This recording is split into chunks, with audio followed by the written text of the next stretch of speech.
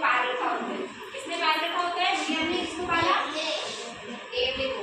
वो जहाँ जाती है उस नेवले और बच्चे को साथ साथ ही रखती थी और नेवला भी उनके साथ हमेशा खुशी खुशी रहता था और उस बच्चे की देख रेख करता था। जब बुढ़िया कहीं गाँव से बाहर जाती तो वो नेवला उस बच्चे की देख रेख करता था। क्या करता था? देख रेख करता था। फिर एक दिन क्या हुआ, बुढ़िया को बाजार जाना था कुछ काम से, ठीक है? कहाँ जाना था? बाजार जाना था। वो जैसे ही बाजार गई तो नेवले के भरोसे अपने बच्चे को छोड़ के गई, ठीक है?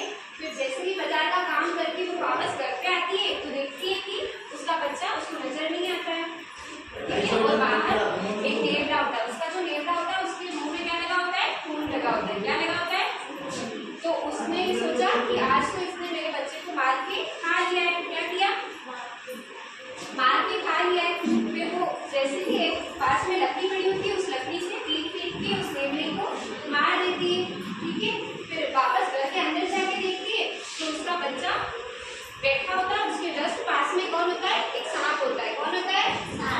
सांप होता है। और सांप मरा हुआ बड़ा होता है और बच्चा तो खेल रहा होता है, बच्चे को तो कुछ नुकसान हुआ ही नहीं होता है। फिर उसको पता चलता है कि इस नेवले ने मेरे बच्चे की जान बचाई, इस सांप से उसकी सुरक्षा की है।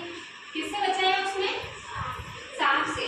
तो उसको अपनी गलती का पछतावा होता है और बहुत रोने लग जाती है। तो फिर उसको पता चलता है कि उसने तो नेवले को बिना सोच समझे मार दिया, जबकि उसने तो उसके बच्चे को कोई नुकसान थोड़ी ना पहुंचाया था। नुकसान उसने पहुंचाया था या सांप ने पहुंचाया था? सांप ने। नेवले ने तो उसकी जान की रक्षा की थी। तो इस कहानी से हमें क्या शिक्षा मिलती है? क्या शिक्षा मिलती है? जो भी काम करे वो सोच समझ के करे। तो बुढ़िया ने इसमें सोच समझ के काम किया था इस कहानी में? नहीं किया था ना, क्योंकि उसने तो बिना सोचे उसको लाठी से मार मार के कर दिया था गायब और फिर वो मर गया था, ठीक है? तो इससे हमको ये सीख मिलती है कि हमें बिना सोच विचारे कोई काम नहीं करना चाहिए।